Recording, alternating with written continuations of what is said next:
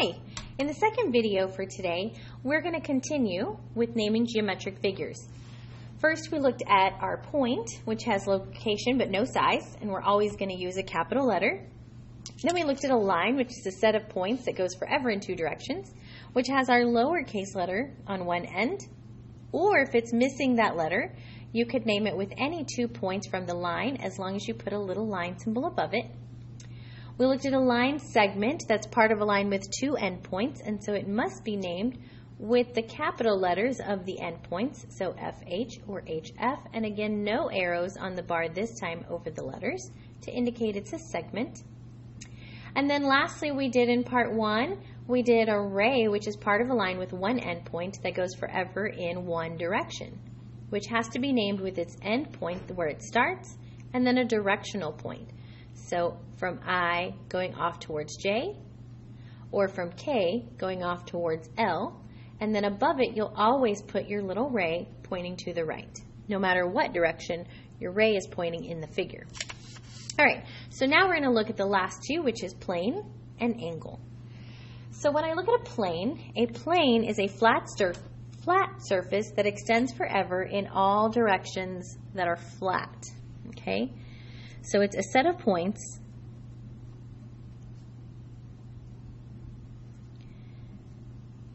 that extends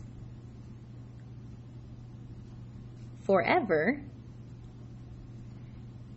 in all directions on a flat surface. So it can't go not flat. So if you're thinking of like your desktop or your tabletop as a plane, it can't also then go up, above, and down below. That we would call space if it goes in all even 3D directions. Okay? So a plane is like a flat surface. You just have to think that it goes on forever and ever and ever and ever and ever. Okay?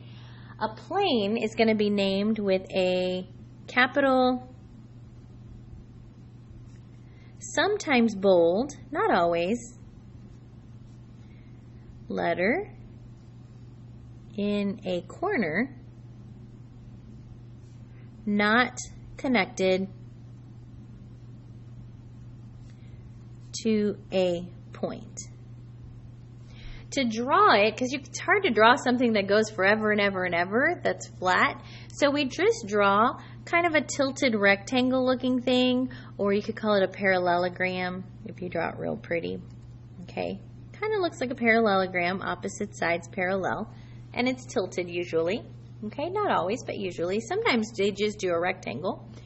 And then in one of the 4 corners, and you might find it in any of the 4 corners, you'll find a big capital letter. So maybe this is plane M.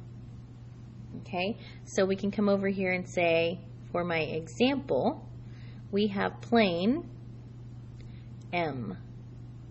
Okay, again, just like, remember my line has its own little lowercase letter on the end, and I said sometimes it doesn't have its line, so you have to pick 2 different points off of the line to be able to name it with points.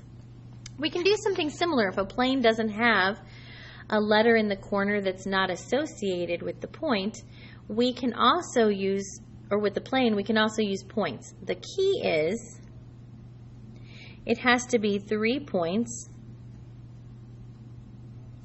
not in a line. That's super duper important. 3 points not in a line.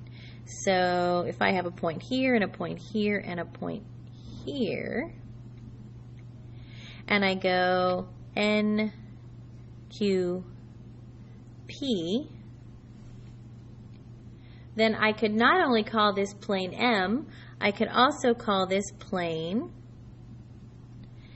NQP. Okay, I could also have called it plane PNQ or QPN. The order on the 3 letters doesn't have to be in any specific order. It doesn't have to be alphabetical or anything like that. It can be in any order. Okay, so you either name it with the letter that's in the corner all by itself, or you pick 3 points that are not connected, or that are connected to a point or to the plane but are not in a straight line. Okay? All right, the last one we're going to look at is angle. And an angle is going to be two rays that share the end point, or we could say their end points. Okay, so I might have a ray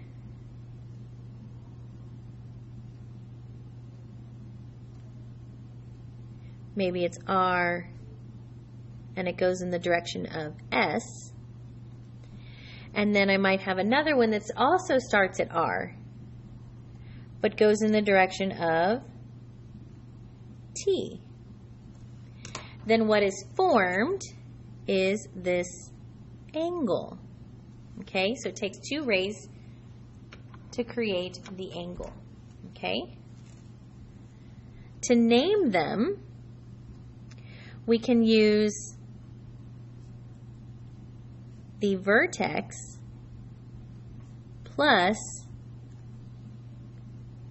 two direction points on each side.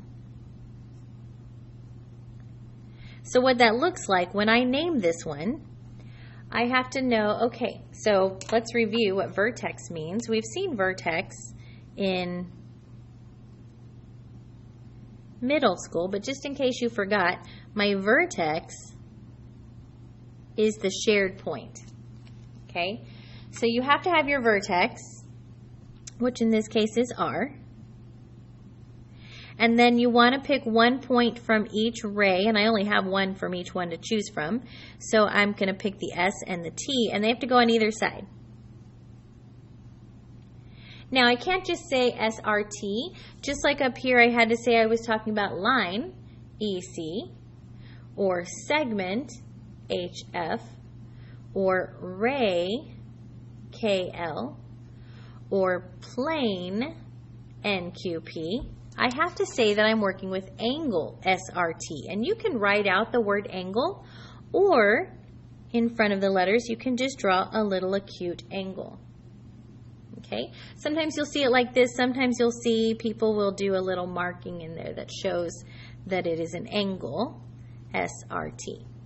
Now that's not the only thing I could name this one. I could also name this one angle, so I need my angle symbol.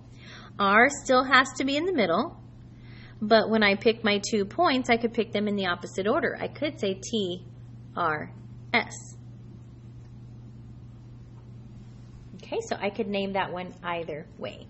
So there is a plane and an angle to add on to our other figures: points, lines, segments, rays, planes, and angles.